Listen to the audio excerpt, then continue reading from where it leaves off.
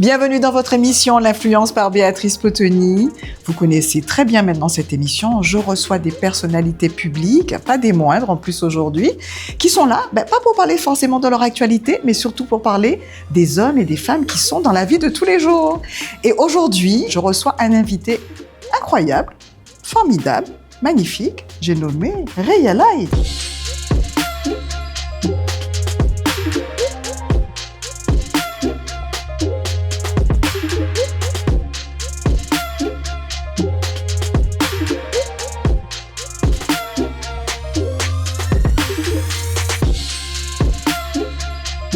Comment vas-tu? Ça va bien, toi? Ça va, super. Très bien. Je suis très heureuse que tu aies accepté mon invitation. Moi, le même. C'est un média déjà que je regarde de temps en temps. Je n'ai pas vu toutes les émissions, mais je regarde de temps en temps. Donc, c'est toujours un plaisir. Et puis, c'est quelque chose de positif. Donc, on y va. Eh bien, je te remercie d'avoir accepté mon invitation. Le principe de l'émission, c'est de jurer sur un objet. Oui. Et pour toi, j'en ai choisi un, qui est là d'ailleurs, j'espère. Oui, il est là. C'est un micro. C'est un micro. J'ai choisi pour toi parce que bien sûr, c'est mon petit outil de... C'est ton outil de travail, j'ai envie de dire. De plaisir aussi. De plaisir, c'est la passion avant tout. Avant tout.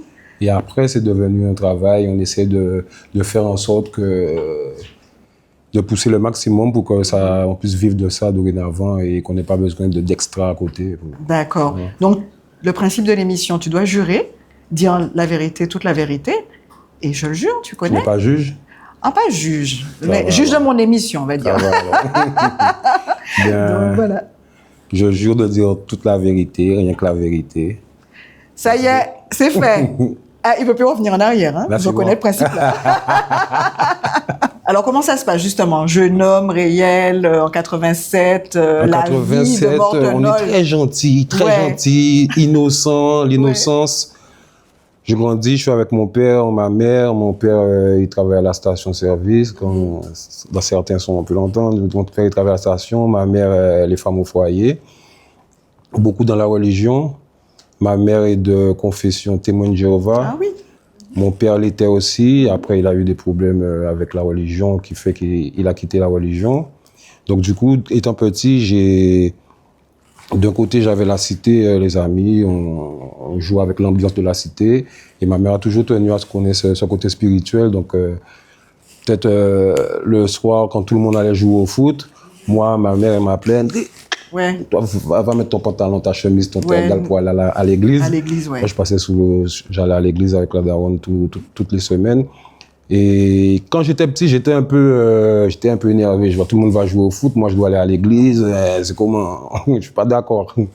Mais en grandissant, franchement, je suis reconnaissant de ce côté spirituel qu'elle m'a donné, qui fait que je suis pas sans limite. D'accord. J'ai toujours cette crainte de Dieu où ça te donne une certaine stabilité, à ne pas faire n'importe quoi quand même.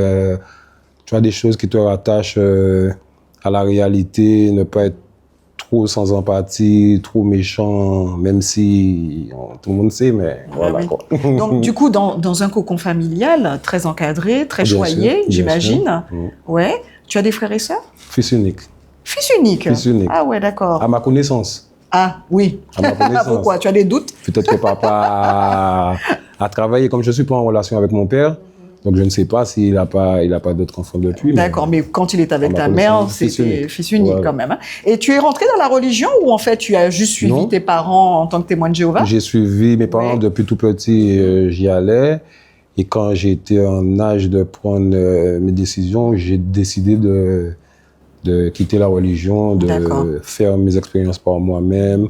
J'ai pris ce que j'estimais être bon dedans. D'accord. Et les études dans tout ça?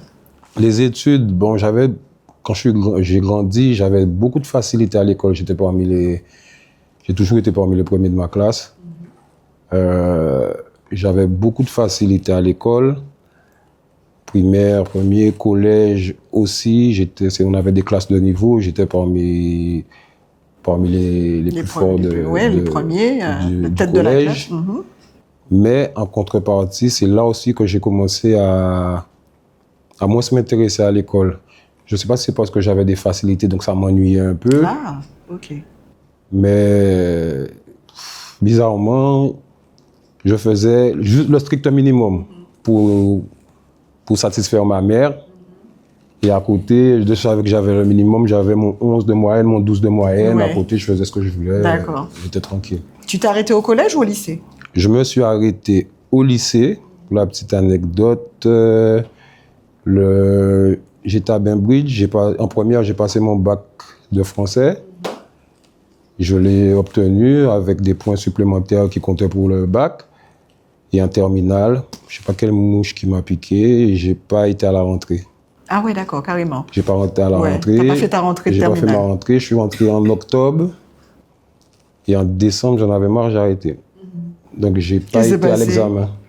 C'est L'adolescence. la rue qui m'a La rue t'a inspiré, appelé? hein. Ouais, la rue m'a inspiré. Je commençais déjà à avoir des amis vraiment dans la rue, à faire mes petits business, à faire mes petits trucs. Donc, je n'avais pas encore compris à cette époque-là que c'était un investissement pour plus tard à l'école.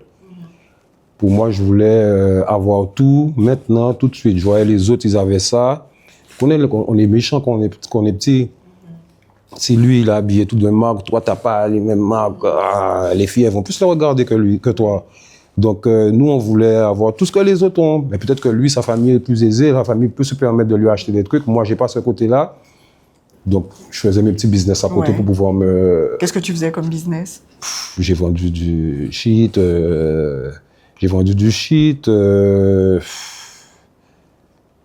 des petits recels, sur le tout ce que moment, tu peux trouver dans... pourtant même, tes parents étaient dans la religion, mais sur le moment, tu t'es dit, c'est pas bien, il faut que je continue à travailler à l'école parce que c'est ça la bonne direction, pas du tout.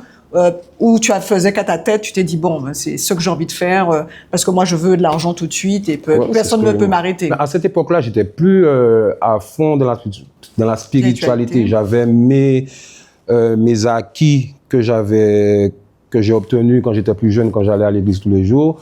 La Bible, je l'ai lue du premier chapitre jusqu'au dernier chapitre. J'ai fait des études, donc j'ai une connaissance qui est là. Mais quand tu fais des choses mauvaises, tu mets ça à côté, en fait, pour ne pas... Parce que tu es en contradiction avec toi-même, donc tu mets ça à côté pour faire ce que tu as à faire, et après... Donc, du coup, ça ne m'a pas empêché de faire... Oui, même le cadre familial t'a pas empêché de faire ce que tu voulais faire. Le cadre familial, à cette époque-là, quand je suis arrivé au lycée, mon père et ma mère étaient déjà séparés. Mon père, il était plus sur la Guadeloupe, je n'avais aucune nouvelle. Ma mère a dû aller travailler pour s'occuper de moi, pour me nourrir, pour m'apporter tout ce dont j'avais besoin. Du coup, ma mère partait le matin travailler à 9h, elle rentrait à 18h. Tu avais le champ libre. J'avais le champ libre, j'avais pas de chaperon derrière qui me surveillait, donc c'est plus facile de dévier dans cette situation-là que quand tu as ta mère tous les jours, ton père ou tes deux parents qui sont derrière toi là tous les jours à la maison, qui surveillent à quelle heure tu rentres, avec qui tu es. Elle était au travail, pour elle je suis à l'école, mais des fois je vais pas à l'école. Mais elle peut pas savoir. Moi je fais en sorte qu'elle ne le sache pas aussi. Voilà, le carnet de correspondance, il n'y a pas de retard, il n'y a rien. Je faisais tout en sorte pour que ça n'arrive pas à ses oreilles. Parce qu'elle n'aurait pas apprécié, elle m'aurait donné une petite correction quand même. Ouais. Et quel genre de jeune à ce moment-là tu es dans ta cité, j'ai envie de dire, à Mortenol? Tu es quoi avec les autres, tes autres amis? Tu es le meneur? C'est qui tu es à ce moment-là réel? Je suis... pour moi, mes amis, ce sont les frères que je n'ai pas eus. Donc, je suis tous les jours avec mes amis, je me lève. Et dans ma cité, il y a beaucoup de fils uniques, ou sinon, ils ont des frères, mais il y a une grande différence d'âge. D'accord. Donc, on se considère vraiment entre nous comme des frères. Tous les jours, on se lève, on va chez l'autre, on est toujours ensemble. Toute la journée, on le passe ensemble. Donc, je suis le bon pote, le pote loyal, le pote qui va prendre la défense de tout le monde. C'est ça, en fait. Hein. Et à quel moment la musique arrive à toi pendant cette période? La musique, elle a toujours été là. Quand j'étais à l'église, c'est après, en grandissant, que je me suis rendu compte, quand j'allais à l'église, les parties où je préférais, c'est les parties où il y avait les chants. C'est en grandissant que je me suis rendu compte que quand j'étais petit, je chantais à voix haute quand il y avait les chants. Il y avait beaucoup de gens qui étaient gênés, qui étaient machin, mais moi j'aimais ça. Ouais. Je chantais à voix haute. Ma mère, elle écoute beaucoup de musique. Ma famille, j'ai un oncle il y a un grand guitariste guadeloupéen qui s'appelle Christian Laviso. Oui. Bien, c'est un de mes oncles qui lui a appris à jouer à la guitare. Okay. C'est son neveu. Et c'est lui qui lui a appris à jouer à la guitare. Donc, mon oncle, tout le temps, il joue la guitare. Et j'ai été bercé partout. Je vais chez ma tati par là, il y a lui qui joue la guitare. Je vais chez ma mamie, il y a une tati là-bas qui écoute toute la journée du Mylène Farmer, du Céline Dion, du truc. Et je me retrouve à aimer. Je suis là, j'aime la musique. C'est pas de la musique de jeunes, mais j'aime. Ma mère, elle écoutait beaucoup de variétés françaises, elle chantonnait tout le temps. Donc, je pense que on reproduit ce que les grands font quand on est petit. Donc, je pense que c'est de là qu'est parti cet amour pour la musique. Et ensuite, en grandissant, on avait... il faut dire que j'ai grandi dans la même cité que Saïk. Saïk, il habitait au rez-de-chaussée, moi j'habitais au 4e. Sauf que ma mère, du fait de sa religion, elle était plus stricte. Pour elle, c'était pas trop bien vu de faire de la musique, surtout de la dancehall, pas de la musique, mais de la dancehall, tout ça. Donc moi, elle était plus stricte avec moi dans ce sens-là, où j'étais obligé de le faire en cachette. Où ça avec lui, sa mère était derrière lui, le poussait, le machin. Donc j'étais plus là à l'accompagner, je faisais mes petits sons en secret dans ma chambre. Quand on faisait des petits freestyles, je te parle de ça, on avait 9 ans, 10 ans, on faisait des petits freestyles dans la cité. Mais j'ai jamais... comme je sais que ma mère, elle allait me bloquer, j'ai jamais poussé ça plus que ça. Je faisais toujours en secret chez moi, jusqu'à qu'on ait monté le studio Genesis. Justement, j'allais te parler de ton groupe Genesis. Voilà. C'est à quel âge à peu près, Genesis? Genesis, on était au collège. Ouais. Tu avais 14-15 ans? Ouais. 14-15 ans. C'est ton premier groupe d'ailleurs? C'est mon premier groupe. Je ne l'ai pas intégré tout de suite. J'ai intégré Enfin, on était tous ensemble, on vivait en famille. Je m'occupais des prises de voix dans le studio. Je faisais les prises de voix, les enregistrements, tout ça. Mais je ne faisais pas de musique. Ouais. J'étais là dès qu'ils avaient besoin d'enregistrer. Tiens, viens, je t'enregistre, j'aimais ça. Et à côté, quand il n'y a personne dans le studio, je mets mon petit instrument, je rentre. Mais je n'avais pas cette assurance-là pour le dire aux autres. Ouais. Je ne sais pas comment j'ai fait pour... Ah, j'ai dû enregistrer un son tout seul. J'ai enregistré son Papa là, d'ailleurs, qui est sur Lyrical Terrorist 2005. Je l'ai enregistré tout seul et j'ai fait écouter à sa mix et tout. Ils m'ont dit, mais t'es fou, mais c'est bon, viens, on le met sur le projet. Ouais. Et ça a démarré comme ça. Vous dites ça pour me faire plaisir, ouais. Non, c'est bon, viens, on le met. Ça a démarré comme ça. Ouais. Donc Genesis et après SK. Section criminelle, SK, au début, comme il y a beaucoup de personnes qui le savent, ça qui est toujours en mode gang, mais au début qu'on a créé Section criminelle, c'est vraiment le côté musical. Mortenol, le côté street de Mortenol, il a toujours été bien avant Section criminelle. Je l'ai trouvé comme ça. La violence à Mortenol, tout ça, je l'ai trouvé comme ça. On l'a pas inventé. Section criminelle, c'est vraiment un côté musical. D'ailleurs, j'étais en prison lors de ma première incarcération en 2007. La mafia, la mafia personnelle, il était déjà incarcéré. D'accord. Et j'arrive en prison, il est étonné de me voir là, il me dit, qu'est-ce que tu fais là? Parce que je suis plus jeune que lui. Donc, il ne s'imaginait pas que le petit réel qu'ils ont vu tout petit se retrouve là aussi. Donc, ils sont étonnés, ils me disent, ouais, tu fais quoi là? On te voit, on te suit, la musique c'est bien, il faut continuer. Et de là, il me dit que lui aussi, en prison, il gratte, il fait beaucoup de sons. Je me dis, hein? Oh, tu fais de la musique? Moi, je le vois, les gens, tu vois, ils sont dans la street tous les jours, c'est, oh, tu fais de la musique? Il me dit, ouais, t'inquiète qu'on va sortir, on va faire des trucs, Et c'est la première fois qu'il m'a parlé de section criminelle, tout ça. Il m'a dit, on va faire un truc section criminelle. J'ai dit, OK. Quand je suis sorti, j'ai commencé à pousser le truc, à le mettre dans des petits sons, à commencer à insérer le truc, à faire le nom, commencer à parler un peu. Et quand il est sorti, on a fait le son Dio. Et Ouais. en un rien de temps, Ça a pété. Ça a enflammé. Ouais, ça a enflammé.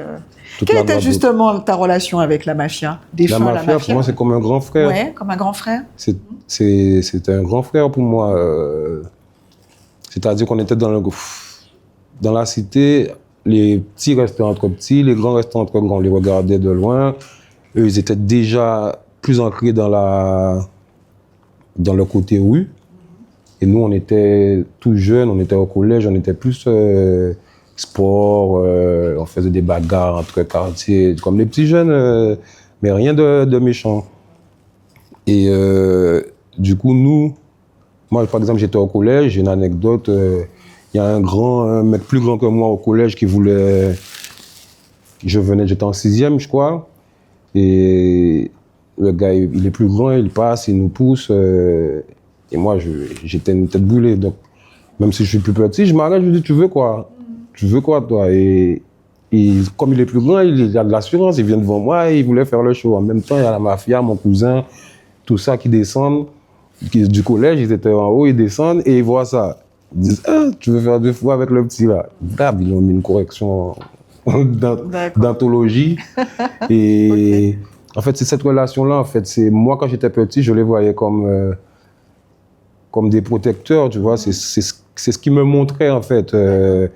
Ils vont jamais laisser quelqu'un me faire du mal, jamais laisser quelqu'un me parler. Donc, c'était ce respect que j'avais là par rapport à voilà, je sentais qu'ils n'étaient pas obligés de le faire. Tu vois, ils n'étaient pas obligés de le faire. Donc, je savais qu'ils m'appréciaient, qu'ils machin. Donc, le respect est resté comme ça. On a grandi comme ça jusqu'à moi, je suis devenu grand aujourd'hui. C'est plus le petit frère et on marchait ensemble. On faisait tout ce qu'on avait à faire ensemble, la musique. Et c'est pour ça aussi que j'ai voulu... Quand je me suis mis dans la musique avec lui, c'était aussi... J'avais une mentalité où je me disais, je vais les aider à sortir de la rue. Tu vois, moi, j'ai déjà un petit truc un petit pied dans la musique. Ça peut être une porte de sortie pour eux aussi. Donc, pour moi, ils sont que dans le négatif. C'est la drogue, c'est la vente de drogue, c'est les larcins, c'est tout ça. Donc, moi, je vais lui apporter ce petit côté musique qui va faire que c'est du positif. C'est peut-être une porte de sortie si ça pète demain, qu'il ne sera plus obligé de faire ça, qu'on sera bien. Tu avais déjà ce côté où tu avais envie de sortir les gens de la rue. Ah oui. Ouais. Tu avais déjà ce besoin-là. Ouais, franchement, pour moi, l'objectif, c'était de faire tout, même si c'est bien ou mal, par tous les moyens, mais pour sortir de cette situation où on est. La vieille cité où on est, en bas, il y a les tuyauteries d'assainissement qui pètent, il y avait de la merde partout en dessous de la cité, ça puait, c'était vraiment, on était dans une... Tu passes devant Montenol, tu vas voir les palmiers, mais à l'intérieur, c'est pas rien à voir. Tu avais déjà cette rage quand tu étais jeune dans ta cité de pouvoir en sortir, de te sortir de cette condition? Ah oui, ouais. Surtout quand je voyais que ma mère galérait beaucoup. Ça aussi, ça m'a touché, parce que je ne me rappelle pas à quel âge que j'avais. J'ai vu un jour savoir que je suis asthmatique depuis mon plus jeune âge. Et j'allais en cure tous les ans, depuis l'âge de 3 ans. J'allais en cure en France tous les ans pour mon asthme. Et un jour, je tombe sur des papiers et je vois que ma daronne, elle faisait des crédits en fait pour m'envoyer en France. Donc matin, je me dis, ma mère elle se réveille tous les jours de 9h à 18h. J'entends le patron lui dire tout le temps, madame, c'est vous la meilleure employée. Elle est indispensable dans l'entreprise. Et elle ne peut pas payer un billet. Je dis, moi, je ne veux pas cette vie-là, ça, moi. Ouais. Et c'est comme ça que ça, dans ma tête, je pense que ça marche. Je veux être bien. Je veux pas demain, je veux pouvoir faire plaisir à ma maman, pouvoir la sortir de cette situation-là, moi-même me mettre bien. Et demain, si j'ai des enfants, je ne veux pas être dans la même situation que ma mère. Donc je pense que c'est ça aussi qui a fait que... Ça a commencé à... Tu t'es dit, il faut que je sorte. Il faut que je sorte de cette condition-là. Voilà. Et de plus, comme je répète souvent, les exemples de réussite qu'on avait à la cité, ce sont les dealers, les voyous. Il y en a d'autres, les sportifs. et les musiciens. Ceux qui vivent avec nous tous les jours qu'on voit, c'est eux. Il y avait des patrons, mais on l'a su plus grand. Il y avait des chefs d'entreprise, mais en fait, ils n'habitaient pas ici. Ils sont sortis de la cité vite fait. Leurs parents habitent la cité, ils passent, mais nous, on ne les connaît pas. On ne les a pas comme exemple. Donc, les seuls exemples qu'on a pour être bien, entre parenthèses, être bien, parce que ce n'est pas forcément le matériel qui fait qu'on est bien, mais on a les yeux qui brillent. Tu vois une grosse moto, tu vois une grosse voiture, tout le monde voit une Ferrari garée là, tu vas dire, waouh, la voiture, elle est belle. Donc, pour arriver à cet objectif-là, je sais que ni ma maman, ni le voisin d'en haut, ni le voisin d'en bas, il peut avoir ça dans sa vie. Avoir ça, ouais. Les seuls gens qui peuvent avoir ça, là, c'est eux là en bas là, qui vont Tu te dis soit footballeur, soit musicien, soit dealer. Soit dealer. C'est les seules solutions. C'est tes seuls repères à ce moment-là. C'est les seuls repères. Voilà. Donc automatiquement, le choix est vite fait. L'école, il n'y a pas un sou qui rentre. Il n'y a que des notes, que des 17, non. Là-bas, il y a des sous. Je vends un peu de shit, j'ai des sous qui rentrent.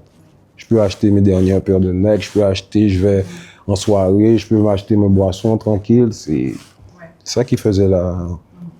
Et tu m'as dit tout à l'heure, ma première incarcération, c'était en 2007. En 2007. Et tu avais quel âge à cette époque-là? En 2007, je dois avoir 20 ans. 20 ans? Donc tu as ta première incarcération en 2007, tu restes combien de temps incarcéré? 6 mois. 6 mois? 6 mois. Et ensuite, ta deuxième incarcération, c'est en 2013? Non. C'était en quelle année? En 2008, en 2008? 2009? 2010. Ah, tu as eu plusieurs incarcérations, en fait. D'accord, ok. Donc, à 20 ans? Oui. Et la dernière incarcération? La dernière incarcération, ça a été en 2022. En 2022? 2022. D'accord. Donc, il y a un réel avant l'incarcération, un réel après l'incarcération? Bien sûr. Bien sûr, il y a eu un réel. Après chaque incarcération, tu grandis un peu. D'accord. Mais plus l'incarcération est longue, plus tu vas changer. La première incarcération, comme je te dis, j'ai fait 6 mois. Il faut savoir qu'avant de rentrer en prison, dans ma tête, je savais que j'allais rentrer en prison. Je me suis dit, moi, mon quartier, ce que je fais tous les jours, les grands avant moi, il n'y en a pas un qui va rentrer en prison. Donc moi, je me dis, c'est sûr, je vais rentrer en prison. Je sais déjà, les grands, ils nous racontent commencer, je sais déjà commencer sans même être rentré. Donc la première fois quand j'arrive en prison, j'arrive dans le couloir, il y a un couloir, ils appellent le couloir de la mort, c'est le premier couloir que tu arrives pour arriver dans les quartiers, tout le monde crie. Méné, Méné, ça crie, ça fait des bruits d'animaux, ça... Normalement, tu es en panique. Moi, je rigolais. Je savais déjà que ça se passait comme ça, je savais déjà tout, je n'étais pas étonné. Je ne suis pas choqué, je n'ai pas peur, je suis là.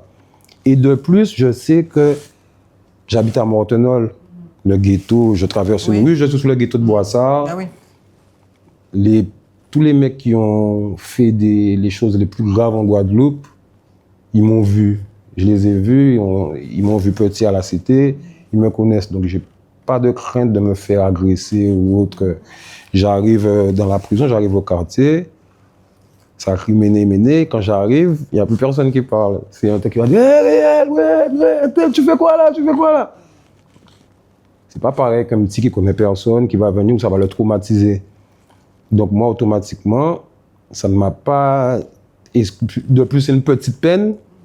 On m'a donné 6 mois, je sors après 5 mois. 5 mois, ça transforme quelqu'un quand même, l'incarcération, même si tu t'étais plus ou moins préparé psychologiquement. Mais non, ça m'a transformé dans le sens où je me suis dit, c'est ça la prison? Mais c'est rien du tout. En plus, j'ai fait une petite peine. 5 mois, j'étais bien, j'avais tout ce qu'il fallait, je jouais au foot tous les jours. On a des gens qui nous font à manger. J'ai des grands, si j'ai pas à fumer, les grands ils me disent, tiens, j'ai pas acheté, je n'ai rien à acheter. Donc c'est pas pareil. Moi, c'était pas traumatisant. Pourquoi? Parce que c'était tes repères, en fait, tu dis ça? Donc c'était pas traumatisant pour toi? Puisque tu voyais ces personnes-là que tu voyais déjà à l'époque dans la cité? Voilà, par exemple, quelqu'un, c'est par exemple, comme pour la drogue, quelqu'un qui va fumer pour la première fois, où ça va lui mettre un bad trip, généralement, les gens, ils fument plus. Ils disent, ah non, ça va pas avec moi. La personne qui va supporter un peu plus, il va recommencer. Mais c'est pareil. Tu vas rentrer en prison, tu vas être traumatisé, on va te faire... parce que, attention, hein, moi je te parle de mon histoire, mais il y a des gars, c'est pas pareil. Hein. Ah oui, bien sûr. Tu rentres à l'intérieur, tu es une vraie victime. Tu vas laver les caleçons, tu vas laver les trucs. Peut-être que si j'avais eu ce côté-là, ça m'aurait dit « Waouh, je ne rentre plus là-bas ». Mais du fait que je connais tout le monde, c'est comme si je suis à la cité. Ouais. Sauf que je peux pas, je suis enfermé. J'ai pas ma liberté, je peux pas aller à Carrefour, je peux pas aller à... Mais je suis à la cité, je connais tout le monde qui est là-bas. Tous les grands ils sont là, je vais jouer au foot avec les grands.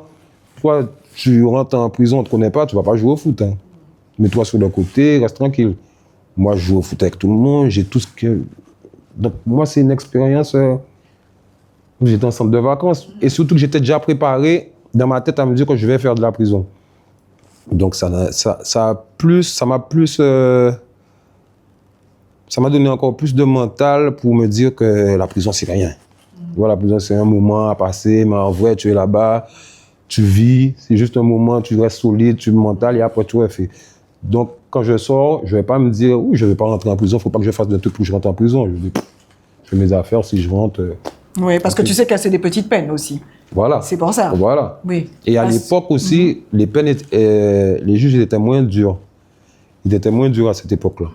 Pour la même peine, aujourd'hui, j'aurais pris 1 an, j'aurais pris 2 ans, tu vois, mais...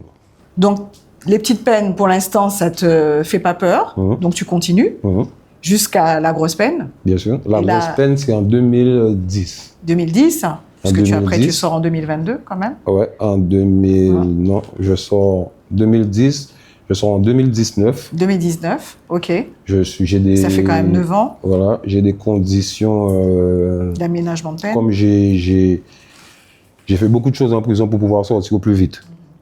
Donc, grâce à ça, j'ai réussi à sortir au plus vite. Normalement, je devais sortir après... Quand je suis rentré en prison, j'ai eu une peine de 18 ans et 10 mois. De 18 ans et 10 mois. J'ai passé mon bac, ils m'ont enlevé... j'ai passé mon bac en candidat libre en prison, ils m'ont enlevé des peines. J'ai passé toutes les formations que je pouvais passer, j'ai passé. D'accord, donc tu as eu des aménagements voilà, de peine, c'est ça? On m'a des réductions de peine. Des réductions de peine, plutôt, oui. D'accord. Et qui fait que je suis sorti après 9 ans. D'accord. Donc là, ça te calme quand même, là. Tu te dis, c'est bon, c'est fini, la prison, c'est plus pour moi. Ça me calme, je me dis, la prison, c'est plus pour moi que je vais... Surtout que j'ai un fils, je suis resté longtemps sans voir mon fils, ma mère, je suis resté longtemps sans voir ma mère, donc je me dis plus jamais, ça, je peux pas... Ouais. Et j'ai grandi, je suis rentré, j'avais 22 ans, je ressors, j'ai 30 ans. Ouais. Donc je me dis, toute ma vie de jeune homme, je l'ai perdu là-bas. Ben oui. Toute ma vie de jeune homme, je connais pas ça. J'étais enfermé, donc je me dis, plus jamais, ça m'a fait grandir, c'est sûr. Il y a combien d'années qui passent, c'est sûr que j'ai grandi, j'ai mûri. Donc je me dis, il y a des trucs que j'ai fait que j'aurais pas fait, qui sont inutiles, tu te remets en question, tu grandis. Donc je me dis que quand je sors, ça y est, je fais les choses bien, je retourne pas. J'essaie de me structurer, de faire les choses bien, de mettre toutes les chances de mon côté pour ne plus avoir à rentrer là-bas. Et justement, peut-être aussi que... Est-ce que tu retournais, après tes incarcérations, est-ce que tu retournais sur Mortenol ou est-ce que tu habitais déjà ailleurs? J'étais en France. Tu étais en métropole. J'ai commencé la prison en 2010 en Guadeloupe. Jusqu'à mon jugement, j'ai été jugé en 2013, après 3 ans. Et après, en 2015, 5 ans après, je suis monté en France. J'ai demandé, ils voulaient me transférer en Guyane. Je me dis, si je vais en Guyane, je vais faire quoi en Guyane? En Guyane, c'est aussi violent qu'en Guadeloupe. Donc, s'il y a un qui va venir me raconter je ne sais pas quoi, je vais faire un exemple direct d'arrivée. Et je vais avoir une peine supplémentaire. Je vais prendre plus de temps encore pour sortir. Je me pèse le pour et le contre. J'ai pas de famille en Guyane, j'ai rien. Je vais faire quoi en Guyane? Je suis en Guadeloupe, j'ai toute ma famille, j'ai des parloirs toutes les semaines. Je peux gérer, mais je vais en Guyane, ça me parle pas du tout. Donc je fais ma demande pour aller en France. Du coup, on m'envoie en France en 2015 et je fais de la France de 2015 jusqu'à 2019. Et j'ai été libéré en France avec une interdiction de la Guadeloupe jusqu'à 2022. J'ai été interdit de la Guadeloupe jusqu'à 2022. Et ouais, je suis sorti. Donc du coup, j'avais certaines conditions comme ne pas aller en Guadeloupe, ne pas porter d'armes, ne pas fréquenter les autres personnes qui étaient dans mon affaire. Et voilà, c'est comme ça. Et à ce moment-là, bon, tu sors, tu es en métropole, tu te remets dans la musique? Tout de suite. Tout de suite? Mais même enfermé, Tu n'as jamais quitté la musique? Quitté la musique. Ouais. On faisait des freestyles tout le temps en prison. Heureusement d'ailleurs, c'est ça qui a fait que mon nom n'a pas disparu totalement de la scène musicale. Les gens ils suivaient nos freestyles comme si c'était quelqu'un qui avait fait un freestyle dehors. Ça, voilà les vues sur YouTube, c'était de mauvaise qualité, mais ça jouait partout, dans tous les quartiers, comme si c'était un son enregistré chez Debs. Donc, et ça m'a donné l'envie de ne pas lâcher aussi. Oui. Lutin est rentré en prison avec moi. Lutin voulait arrêter la musique. Il m'a dit ça y est, j'arrête. Je lui ai dit, mais t'es fou, toi, comment tu veux pouvoir arrêter? T'as un talent, t'es trop fort pour pouvoir arrêter, jamais. Et il me voyait faire les freestyles, boum, ça lui a donné envie. Il a fait ses freestyles aussi. On a commencé à lâcher les freestyles. Il a vu l'engouement qu'il n'avait rien perdu du tout, qui fait qu'il a continué. Ça aussi, ça m'a fait plaisir. Quand il est sorti, il a fait le morceau You Want. J'ai posé ma voix en prison sur le téléphone, je l'ai envoyé. Il a sorti les sons, qui fait que même si j'étais enfermé, j'avais toujours des actualités, j'avais toujours des trucs. Tu avais une actualité musicale, voilà. La musique t'a sauvé? Ah oui. Ah oui. Ah oui. Même le temps, parce que, et je dis à beaucoup de gens ça, le temps que je passe au studio, c'est un temps où je ne vais pas me retrouver dans la rue à faire quelque chose qui peut me ramener en prison. Oui, bien sûr. Tu vois, je suis au studio, je fais ce que j'aime, je suis là, on pouvait rester au studio des fois toute la journée. Ouais. Mais le jour qu'on n'est pas au studio, qu'on est dans la cité, ça va très vite. Un mec va venir et on estime qu'il nous a manqué de respect. Le SAMU va venir le chercher à terre. Ouais. Parce que tu n'as toujours pas pris du recul sur ce réel avec ce tempérament. Parce que c'est moi en fait. Ça reste toujours toi, ça fait partie de ta personnalité. En fait, je suis très gentil. Ouais. Je rigole tous les jours. Tous les jours, tout le monde qui va me croiser, tu vas me voir rigoler. Mais je ne supporte pas le manque de respect. Ouais. Je ne supporte pas les personnes qui abusent des personnes plus faibles qu'eux. D'accord. Ça, j'ai du mal avec ça. J'étais plus jeune, je faisais mes courses. Je suis à la caisse, il y a une dame haïtienne qui est juste devant moi. Il y a un monsieur qui trouve qu'elle prend trop de temps, il commence à embrouiller la dame et je m'occupe pas, je le laisse dans leur truc. Mais juste au moment où il a dit ouais, ça l'haïtienne. Ça t'a pas Ah ouais, je suis rentré dedans tout de suite. Comment ça l'haïtienne? Tu vois, ces trucs-là, tu vois, parce que c'est une haïtienne, les haïtiennes sont mineurs. À l'époque, aujourd'hui, ça va, ils ont la force aujourd'hui, c'est plus pareil. Mais à l'époque, ils étaient vraiment minorité, c'était vraiment des personnes en... Oui, avant, quand on disait qu'ils sont haïtiens, c'était très péjoratif. Même eux, ils avaient peur de prendre la parole. Tu leur dis ça, ils se taisent, ils disent rien. Donc moi, même à l'école, j'avais des gars peut-être qui n'ont pas d'argent, qui sont habillés... Je me rappelle, on était au lycée, j'ai un pote à moi qui venait avec une mallette à l'école. Parce que sa famille n'avait pas d'argent pour acheter un cartable, donc je ne sais pas, peut-être c'est la mallette de son oncle, de son daron, mais il venait avec sa mallette. Tu voyais que c'est quelqu'un qui n'a pas de sous. Donc les gens, ils voulaient se moquer de lui. Interdiction de se moquer de lui. Interdiction, c'est mon gars, lui. Tu as pu revenir en Guadeloupe à partir de 2022, c'est ça? Bien sûr. Tu retournais un petit peu sur Mortenol?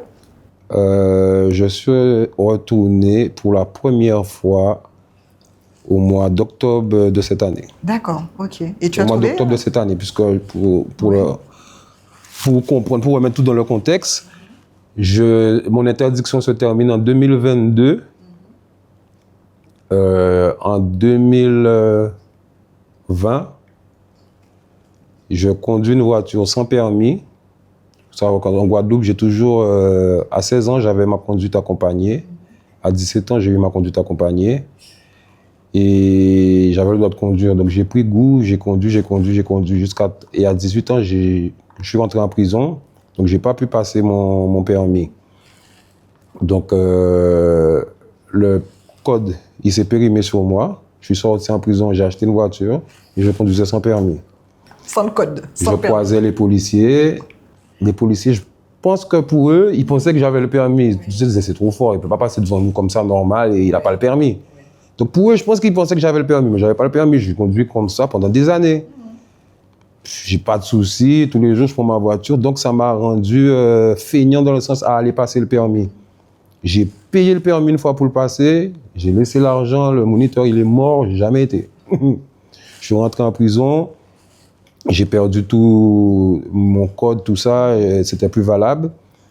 Je suis resté comme ça et après la grosse incarcération, je suis arrivé en France. J'ai décidé de passer un BTS. Oh, bien. J'ai décidé de passer un BTS MSE, métier des services à l'environnement.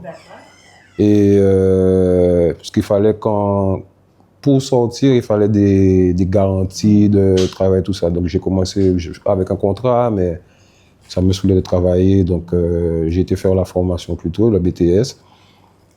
Et un jour, j'avais une évaluation et j'étais en retard. Donc j'ai dit, allez, bon, je prends la voiture pour arriver plus vite. Malheur à moi. J'ai croisé les policiers, ils m'ont vu, je les ai vus, course-poursuite. Ah ouais, course-poursuite, carrément. Course-poursuite. Tu t'es pas arrêté. Mais en fait, ça, c'est un traumatisme de la prison. Ah, d'accord. Parce que moi, je me suis vu rentrer en prison direct. D'accord. Quand je les ai croisés, les policiers, je me dis, ça, ils vont m'envoyer en prison. Je sais que j'ai pas de chance avec eux. À chaque fois, ils m'attrapent en prison. Donc, et après, quand je suis arrivé devant la juge, m'a dit, mais monsieur, on ne met pas les gens en prison pour ça, monsieur. Vous aurez dû vous arrêter. Je dis, madame, je sors de 9 ans là. J'ai vu police, moi j'ai couru. Et ils m'ont arrêté justement. Je suis passé devant la juge. La juge m'a renvoyé chez moi. Elle m'a dit, obligation de passer le permis. Et voilà, je suis sorti, j'ai passé mon permis, j'ai obtenu mon permis. Entre-temps, la justice a fait appel. Le procureur, il n'était pas d'accord, il a fait appel. Et je n'ai pas été au jugement, au deuxième jugement. J'ai complètement zappé la date. Pour moi, c'était tranquille. La juge m'a déjà renvoyé chez moi. J'ai mon permis depuis. Donc, je ne vois pas comment ça peut être différent. Eh bien non, la juge n'était pas d'accord. Ils m'ont mis un an ferme. Ah ouais. Un an ferme avec mandat d'arrêt. C'est-à-dire que le jour qu'on me contrôle dans la rue, prison directe. À ce moment-là, je venais de sortir, je voulais structurer ma musique, je voulais prendre un ballon dans la musique, un élan, dis-je. Donc, je me suis dit non, je ne vais pas aller me rendre là comme ça et tout gâcher d'un seul coup là. Je fais mes featuring avec tout ce que je peux, j'emmagasine un maximum de matière pour, quand je serai enfermé, je peux lâcher et avoir de l'actualité. Et c'est comme ça que je suis resté, mais j'avais un mandat d'arrêt. Un mandat d'arrêt. De 2020 à 2022, je suis resté comme ça à me cacher, je ne pouvais pas voyager, de toute façon j'étais interdit de Guadeloupe, mais je ne pouvais pas voyager non plus en Europe. En Europe, nulle part, tu ne pouvais pas voyager. Je faisais que ma musique, j'étais concentré, mais en même temps stressé, toujours à surveiller derrière, à ne pas dormir chez moi, dormir à droite, dormir à gauche, changer de maison tout le temps. J'étais parano, si je vois une voiture qui est là, pour moi c'est moi qui suis en train de me surveiller. On tourne un clip aux Champs-Élysées, je vois la voiture, boum. Dans 2 secondes, ils ne savent plus où je suis déjà parti loin. Donc c'était compliqué, c'était éprouvant physiquement et mentalement. Du coup, je suis rentré en prison en 2022. J'ai été chercher quelqu'un à l'aéroport. J'ai fait une petite erreur de conduite. Et les policiers, ils étaient tout près, ils m'ont contrôlé. J'ai essayé de donner un faux nom, tout ça. C'est pas passé. Et donc, ils m'ont rajouté 10 mois ferme pour la conduite sous cannabis, alors que j'ai beaucoup de connaissances que je connais qui ont déjà été, pour les mêmes faits, qui ont déjà été arrêtés. On leur donne 6 mois de suspension, 4 mois de suspension. Oui, mais toi, tu es un peu un récidiviste dans la conduite quand même. Non. Non?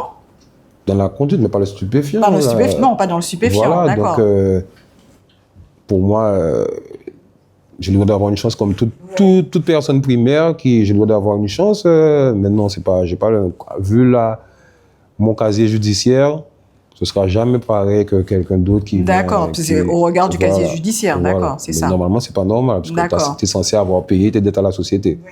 Donc, normalement, ça doit être classé, c'est derrière, tu as fait tes bêtises, tu as payé, au revoir.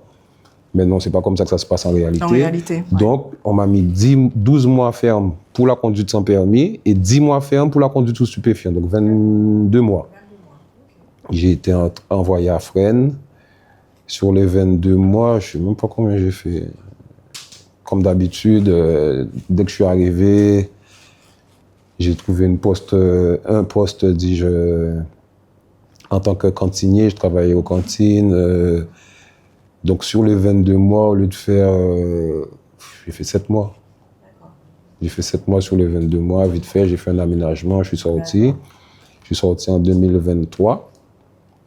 Et là, à partir de 2023, je me suis mis à fond sur la musique. Mais comme je disais, pourquoi je n'étais pas venu en Guadeloupe depuis tout ce temps? Oui, tu n'étais pas venu à Mortenol. Parce que même quand je suis sorti, je n'avais plus d'interdiction, je n'avais rien. On ne me donnait, ni la préfecture ne voulait me donner, ni ma carte d'identité, ni mon passeport.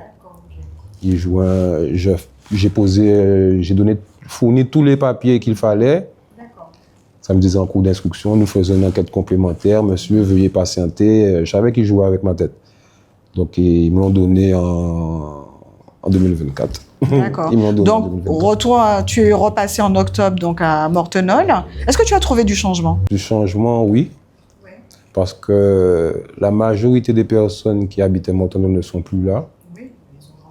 Il y a beaucoup de... Même que ce soit jeunes ou grands, la majorité des habitants que moi j'ai connus qui étaient là depuis le début de Mortenol, ils ne sont plus là.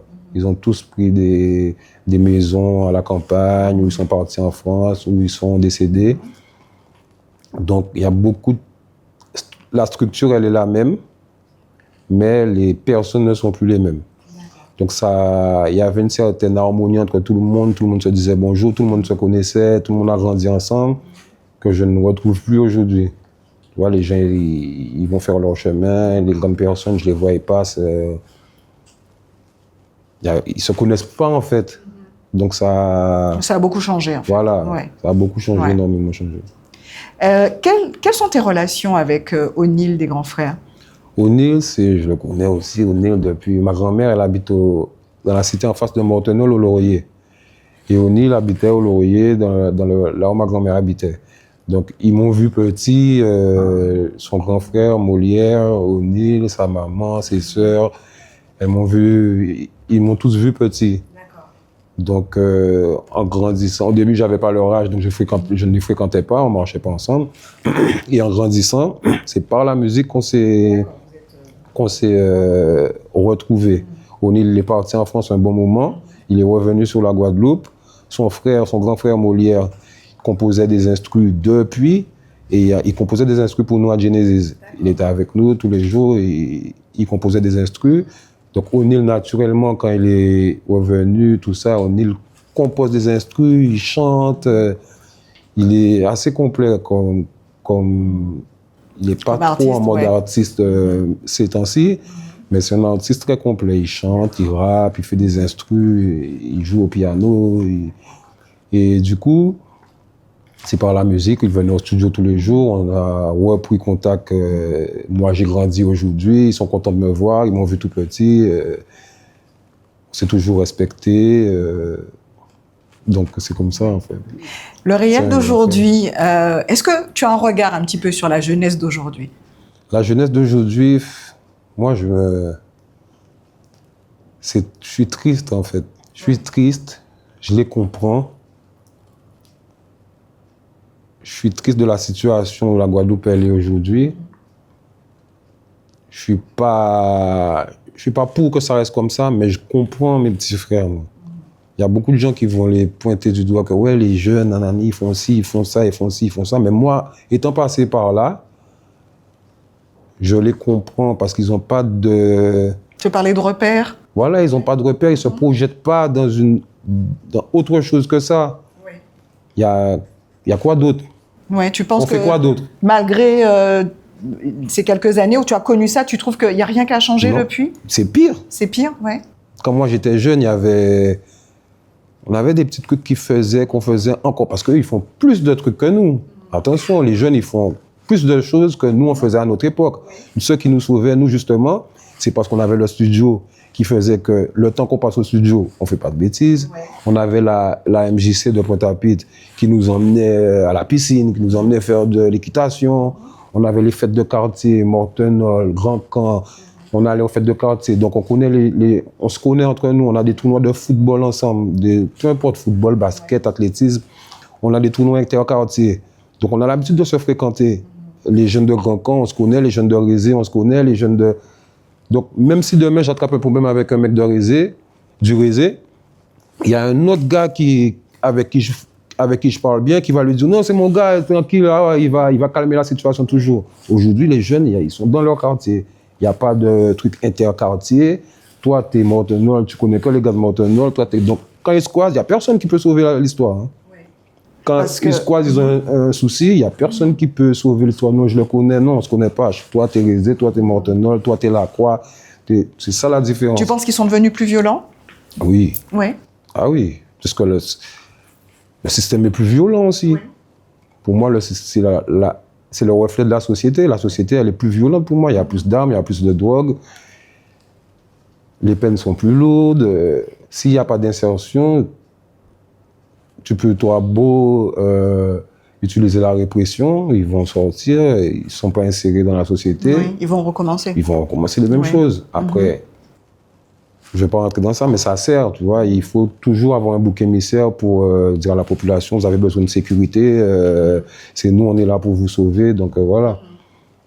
Donc moi, c'est triste pour moi, ça me fait de la peine pour eux, mais tant qu'il n'y aura pas des actions et des actions, des structures pour pouvoir leur donner une autre perspective, pour leur donner un avenir, ça ira de pire en pire.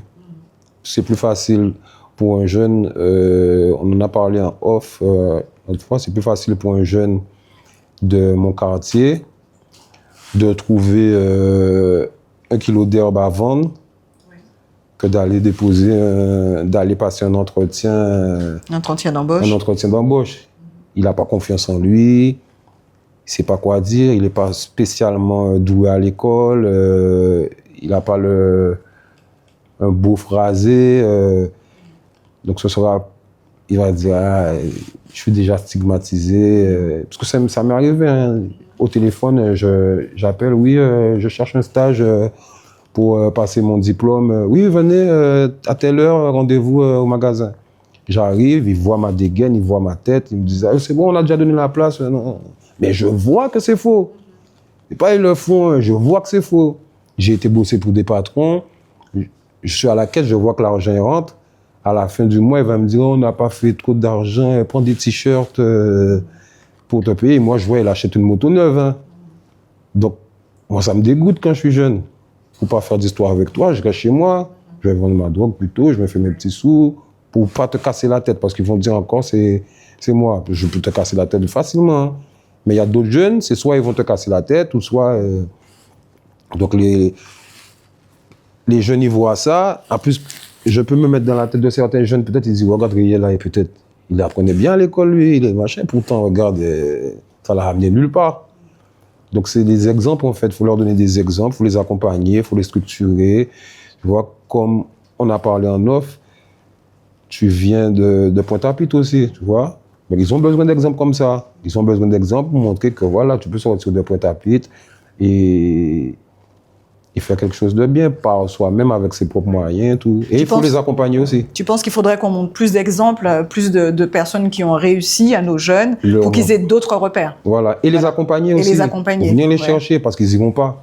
Et ils sont déjà ancrés dans le truc, ils n'y vont pas. Et tu penses que malgré tout ce que met en place le gouvernement, nos politiques, etc., c'est pas suffisant? Non, il n'y a plus de stade à Pointe-à-Pitre. Il est où le stade? Il est où le stade? Ils font quoi à Pointe-à-Pitre? Il n'y a plus la MJC, il n'y a plus de tournoi. Ils font quoi? Moi, je vois pas ce qu'ils font. À notre époque, ils avaient commencé avec le truc d'espace vert, ça a sauvé beaucoup de jeunes.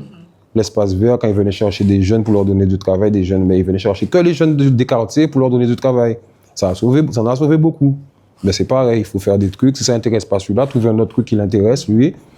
Il n'y a que comme ça qu'on peut les... Tu penses qu'il faut qu'on mise plus sur notre jeunesse quand même? Ah oui, on ne mise pas du tout sur eux. Oui. Est-ce que tu pourrais pas mettre ta petite pierre à l'édifice, puisque tu les connais bien, tu es passé quand même par une voie effectivement que certains d'entre eux connaissent et peut-être leur montrer le chemin de la sortie surtout, puisque leur dire il n'y a pas que cette voie-là, il n'y a peut-être pas que la drogue, il y a peut-être d'autres moyens de s'en sortir. Tout à fait. Donc c'est peut-être aussi à des gens comme toi aussi d'être un repère, comme je dis, mais je dis un repère pour montrer j'ai fait toutes les bêtises. Mais aujourd'hui, j'ai décidé de suivre une autre voie, puisque j'imagine que ta voie aujourd'hui, c'est la musique. Ah oui. Et c'est de continuer cette musique. La musique, l'entrepreneuriat. L'entrepreneuriat, puisque tu as plein de projets. Bien sûr. Donc, d'après ce que j'ai compris. Et peut-être toi-même devenir un exemple pour cette jeunesse. Ah oui, tout à fait. Ouais. C'est ce dont... Tu aspires, hein. Voilà. C'est ce dont tu aspires en ce moment. C'est ce dont j'aspire en ce moment et je fais tout pour. C'est pas facile, parce dans tout, il y a des difficultés, c'est pas facile. Mais bon, si j'ai pu avoir le mental pour faire 9 ans de prison, je peux avoir le mental pour ça aussi. Donc je me dis que on lâche rien, on fait ce qu'il faut, on rencontre beaucoup de barrières. Mais on est là, on essaie de donner le bon exemple, de faire les choses mieux avec la maturité, avec l'expérience qu'on a acquis. C'est fini donc le réel incarcéré, c'est fini. Ouais, c'est derrière toi maintenant tout ça. Ouais. Tu as envie d'autre chose. Tu as envie aussi peut-être d'avoir une vie plus posée. Ah oui, j'ai perdu beaucoup de temps. J'ai perdu trop de temps. C'est pas une vie là-bas. Comme on dit, la liberté. Tu me proposes ma liberté et 1 million, ça dépend combien d'années. Ça dépend combien d'années de prison. Je pense que je vais aller en prison pour 1 million. Ça dépend combien d'années. Moi, je rigole. Ouais. La liberté n'a pas de prix. La liberté n'a pas de prix. Le fait d'être enfermé, c'est éprouvant physiquement. Que tu aies tout, que tu n'aies rien, c'est pareil. C'est éprouvant physiquement. Donc, on veut être bien, on veut être avec nos familles. On a fait nos familles pleurer pendant longtemps. On veut être avec nos familles, on veut voir grandir nos enfants. Ton fils a quel âge d'ailleurs? Il a 15 ans. Il a 15 ans, c'est un ado. Il a 15 ans, bien sûr. Et donc, je ne veux pas qu'il répète les mêmes erreurs que moi. Moi, je sais que je n'avais pas ma famille à côté de moi. Ça m'a fait dévier, donc je ne veux pas répéter, que ça soit un cercle vicieux qui se répète. Donc voilà, c'est pour ça que j'essaie de faire tout mon possible pour faire les choses bien, structurer, mais au niveau de la musique, faire les choses professionnellement, entreprise. Là, on a monté une boîte de production avec mon associé, c'est mon producteur, c'est mon frère, c'est tout. Donc vous avez de grands projets actuellement. Voilà, oui. C'est bien. Et tu as une femme dans ta vie? Oui, bien sûr. Ah ouais? Ah oui, il faut. On dit ça fort. Derrière chaque grand homme, il y a une femme. Ah ouais? Oui. Ouais. C'est important pour moi d'avoir une épaule quand même sur qui s'appuyer, puisque on peut être tout bonhomme qu'on veut, on a des coups de bouse, on a des coups de moins bien, on a des trucs et c'est bien d'avoir quelqu'un qui est sincère avec toi, tu peux te livrer. Les gens sont méchants, tu vois, donc tu sais pas si une personne lambda, tu sais pas si elle est hypocrite, s'il y aura pas un jugement derrière, s'il y aura pas un truc. Quand c'est ta femme, c'est vrai, c'est vous. D'accord. Donc tu es dans la construction? Oui, d'accord. Tout à fait. Et la musique, là, dans les jours qui viennent, les mois à venir, c'est quoi? Les mois qui viennent, là, j'ai mon projet qui est sorti dernièrement, 110 Boy. Ouais. Et à côté, là, je suis venu en Guadeloupe, j'ai déjà fait au moins 4-5 nouveaux clips, j'ai déjà fait des sons, j'ai au studio, j'ai été au studio avec les petits de mon quartier, avec Tiyu, avec Mata, avec... là, je projette d'aller au studio avec Sadik, avec un peu partout. Ah ouais? Ah oui. T'as plein de feats, là, en fait, en ce moment. Oui. Donc, c'est quoi le feat que tu as envie de faire, là, pour toi, ce serait le Graal en ce moment? Ouais. Antillais ou... Quel que soit. Antillais ou autre. En ce moment, non, je vais pas dévoiler mes trucs comme ça parce qu'on ne sait jamais, quelqu'un va le faire avant moi. C'est vraiment ça. Mais non, mais il y a un seul réel, là, il n'y en a pas deux. Oui, il n'y en a pas deux, mais en fait, je ne suis pas fan des gens. Tu n'es pas fan, ouais. Je suis pas mais tu n'as pas envie de juste... J'ai beaucoup de personnes que j'aime, peu importe celui qui...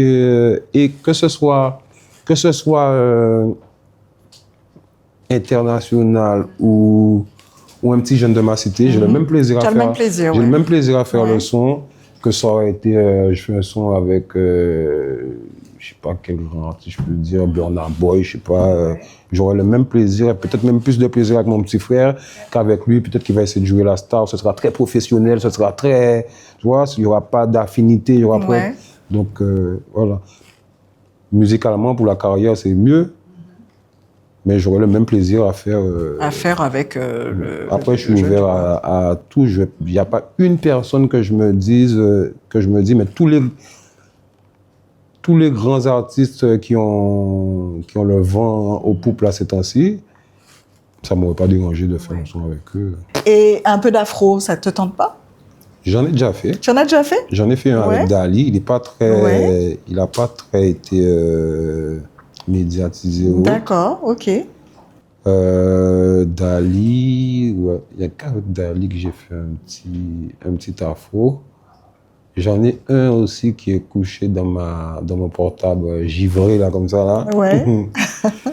Mais je suis éclectique, j'aime la musique. Moi, comme je t'ai dit, de quand petit, mes tantes variétés françaises, afro, américains, Fujis. Le tati, c'était Fujis, c'était mes cousins dancehall. Donc, j'aime la musique en général. Je suis pas limité, je veux pas me limiter à me dire parce que j'ai un personnage reconnu en tant que street.